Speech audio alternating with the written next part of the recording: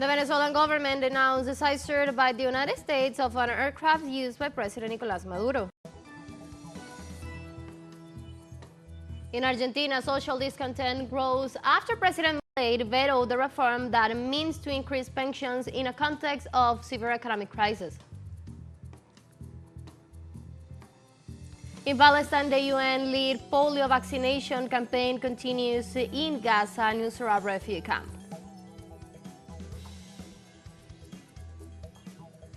Hello, welcome to From the South. I'm Ana Marrero from the teleSUR headquarters in Caracas, Venezuela. We'll begin with the news. Stay with us.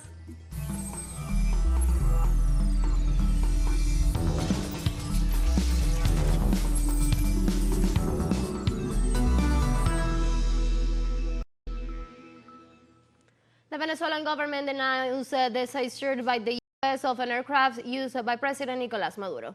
Caracas announced before the international community that once again the authorities of the United States illegally confiscate a Venezuelan aircraft, justifying themselves with coercive measures that they unilaterally and illegally impose around the world. In turn, the Bolivarian Republic stated that this new act of disposition has demonstrated that Washington uses economic and military power to intimidate and pressure states such as the Dominican Republic so that they serve as accomplices in its delinquent acts.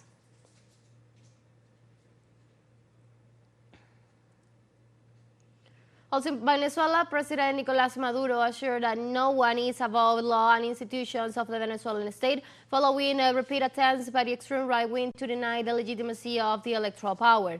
During the transmission of his program Con Maduro Más, the Venezuelan president denounced the attempts of the extreme right wings to deny the legitimacy of the institution of the state after their failure in the presidential elections of last July 28. In this sense, the Venezuelan head of state points out that the former presidential far-right candidate Edmundo González Urrutia resorts to this type of methods to take the power by violating and disrespecting the constitutional law of the country. Maduro also stated that it was contradictory for the former extreme right-wing candidate to participate in an electoral process when he did not attend any of the summons of the National Electoral Council, and to assure that he would not accept the results if they were not favorable to him.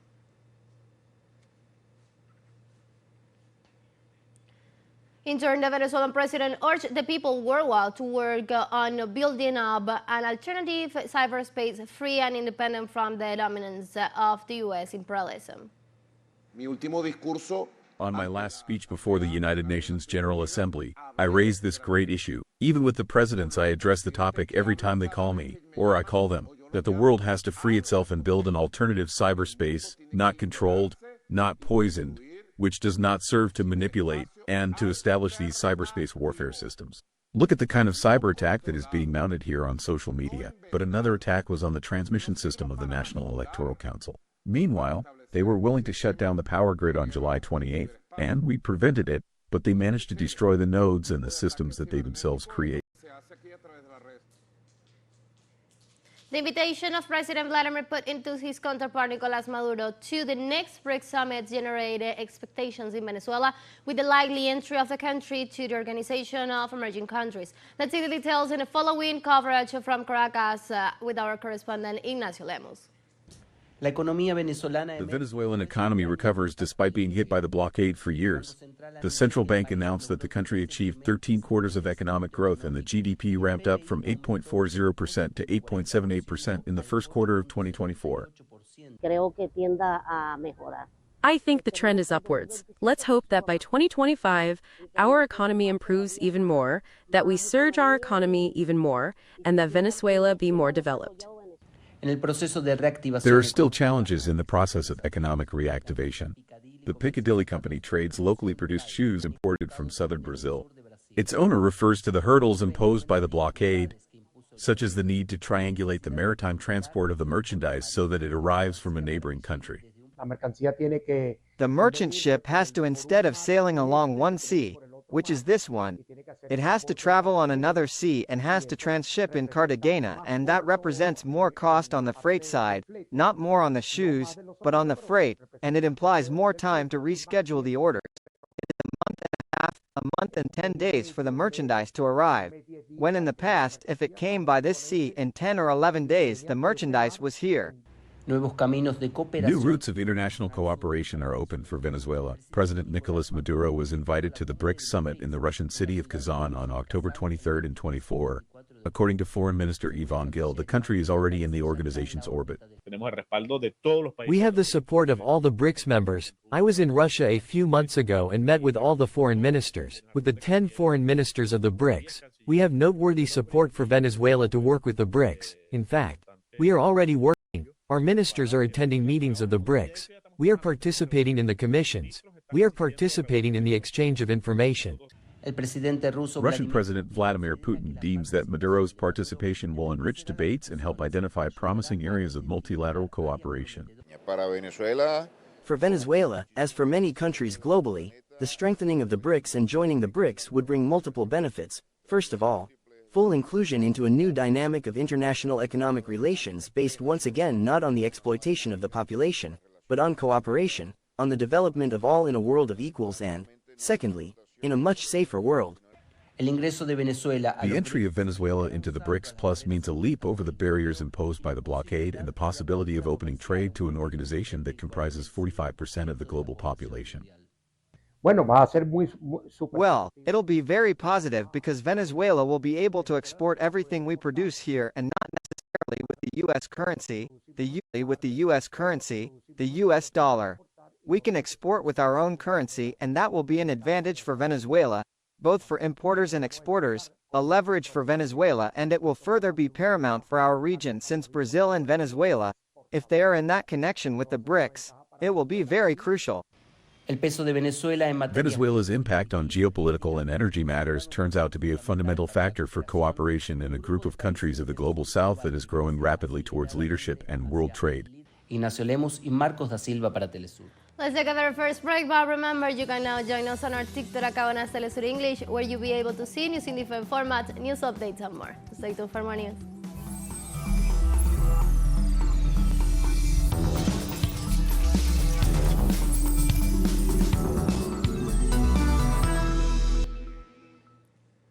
Welcome back to From the South.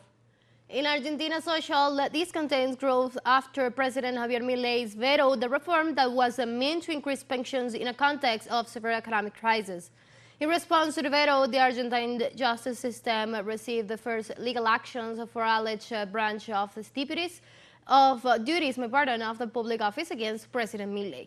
The complaint states that the presidential measures should be investigated as part of a policy of mistreatment of the elderly, which leads to non-compliance with the guarantee of human rights, and should also be considered that an attack from the state of the most vulnerable.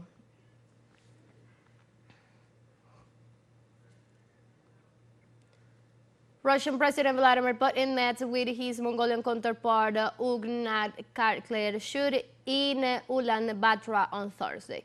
During the meeting, Putin thanks the current search for the invitation, noting that relations between the two countries are already developing on a new basis, and despite the difficulties, the growth trajectory of trade relations is being maintained. After signing a series of bilateral agreements in various fields, Kural Shurks declared that Russia is one of the main trade partners of Mongolia.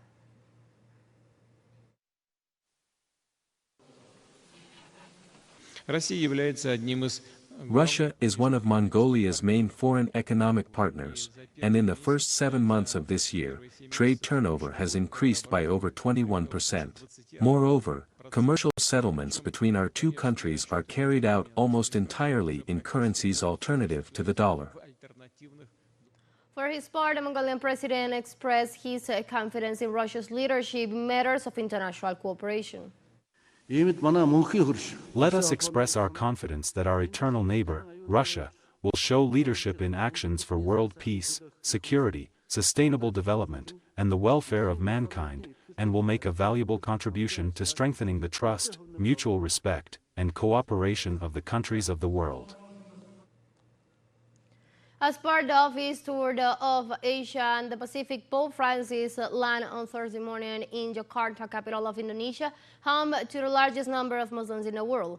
On his arrival at the city's Nuseirat, the Pope greeted a group of refugees hosted by the Jesuit Refugee Service, orphaned children, orphaned children raised by nuns and homeless people. On Wednesday, the Supreme Pontificate will hold a meeting with outgoing President Joko Widodo and delivered his first speech at the presidential palace to more than 300 people. Jakarta is the first stop of Francis' tour of Asia and the Pacific, which will take him to Papua New Guinea, East Timor, and Singapore until September 13 on his longest trip today.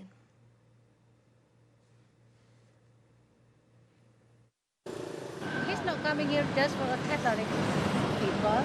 He's just coming for everybody who love peace and bring a message to the whole world how we live in Indonesia in so much diversity, but we still have like Bhinneka Tunggal Ika really bring us together as a nation and as a umat apapun agama kita. We respect each other and hopefully ini jadi message to the whole world. Let's take our last break, but before we to visit our YouTube channel at teleSUR English, where you'll be able to watch interviews, top stories, special broadcasts, and more. Hit the subscribe button and active the notification bell to stay up to date on the world's most recent events. One final short break, don't go away.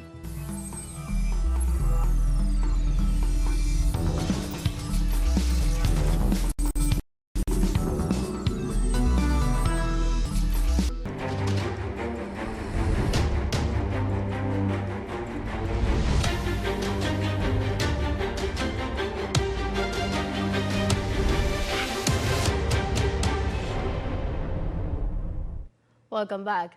Health workers vaccinate children against polio in the Nuseirat refugee camp as part of a large-scale campaign led by the UN in the Gaza Strip. Health authorities hope to prevent an outbreak in the territory devastated by Israel's genocidal war. The campaign aims to reach some 640,000 children, and the authorities plan to vaccinate children in central Gaza until Wednesday before moving on to the more devastated north and south. On their part, Israel has agreed to limited pauses in the fighting to facilitate the campaign. Health Director of the UN Agency for Palestine Refugees, UNRWA, Akihiro Saita, said that the organization is vaccinating 90% of children under the age of 10.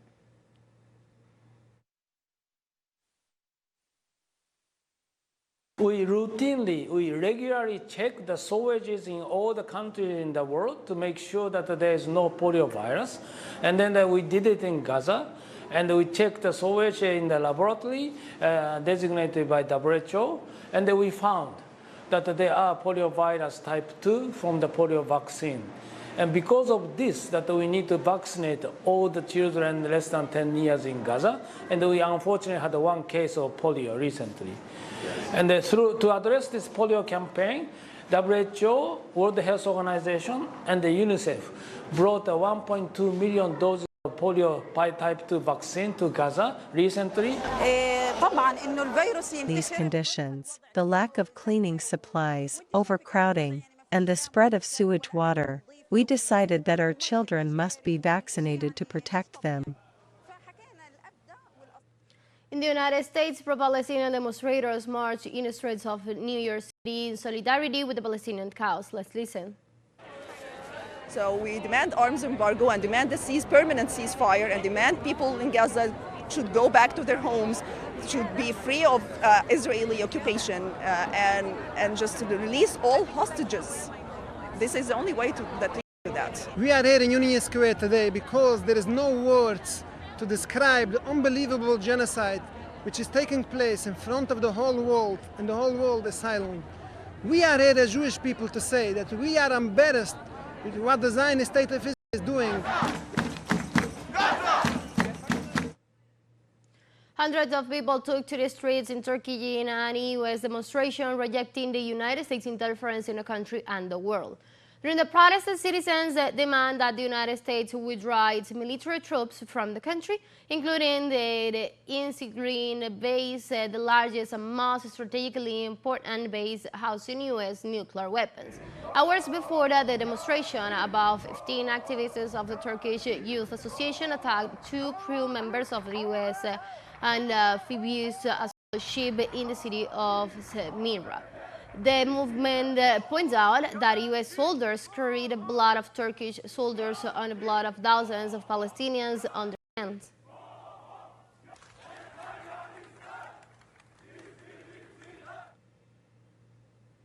In the Democratic Republic of the Congo, authorities report that at least 129 people were killed during a prison break attempt over the weekend at the Makala prison in the capital Kinshasa. The provisional death toll stands at 129, 24 of whom were shot after warnings. The others were jostled, suffocated, and some women raped. The commission also identified 59 injured, who are currently being treated by the government for appropriate care. The government is delighted that calm has been restored, deplores these unfortunate incidents and offers its deepest condolences to the families and friends of the victims. Investigations are continuing and the public will be informed of the outcome. In China, Foreign Minister Wang Yi held a ministerial conference ahead of Foreign on China's Africa cooperation in Beijing. The FOCAC 2024 summit will run for September the 4th to the 6th. This year's summit will have 4 high-level meetings on the topics of state governance, industrialization, and agricultural modernization, peace and security, and high-quality Belt and Road cooperation. The summit will adopt 2 outcome documents, the Declaration and the Action Plan, to build a major consensus and chart a path for implementing high-quality China's Africa cooperation. China is Africa's largest trading partner, with bilateral trade hitting $167.8 billion in the first half of 2024.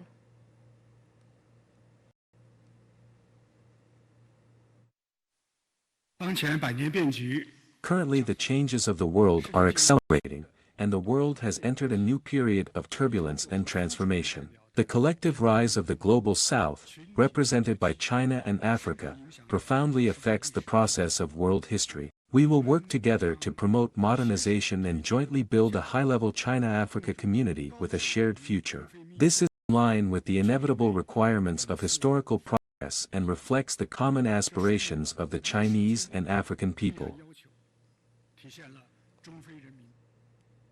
Senegal's Foreign Minister Yassine Fall told ministers at the conference that she hopes China offers more support on the implementation of Africa's development blueprint. Therefore, we, Africans and Chinese, must continue to work together to ensure Africa's development by 2063, drawing inspiration from the Chinese model, but of course adapting it to Africa's situation in order for Africa to ensure its food sovereignty and that it's able to transform its agricultural products on the African continent for added value and industrialization. In this context, the president of China, Xi Jinping, held a meeting with his Kenya counterpart, William Ruto. The Chinese president indicated that both countries have completed a series of projects that contribute to the economic and social development. Xi Jinping points out that Beijing and Nairobi are working to deepen their comprehensive strategic cooperation partnership, allowing the participation of the Belt and Road and strengthen friendly ties. For his part, the president of Kenya appreciated the efforts of the government of China to increase investment in the African country and expand bilateral cooperation.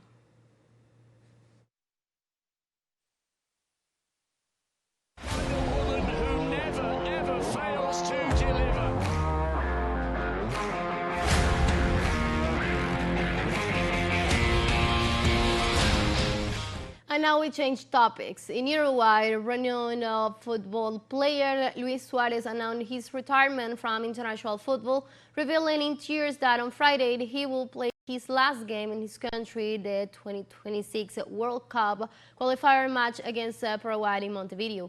37-year-old Suarez made his Uruguay debut 17 years ago in 2007 under manager Oscar Tabares. His prolific international career with La Celeste includes 69 goals and 39 assists in 142 matches, which makes him the top scorer in the history of the Uruguayan team.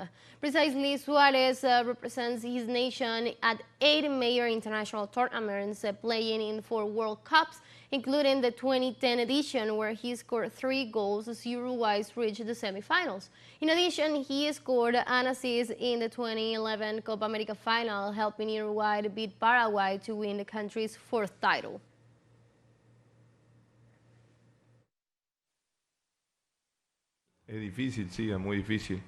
It is difficult, yes, very difficult. But this is the moment when I can play my last match with the national team in peace.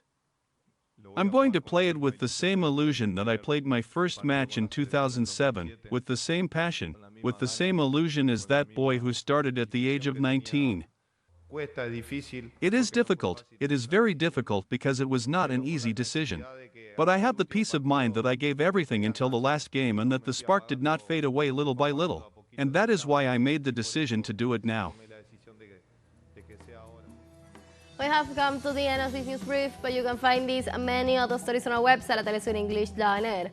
You can also join us on our socials. We're on Facebook, on X, and on Instagram as well. For Telesur English, and from the South, I'm Ana Marrero. Thank you for watching.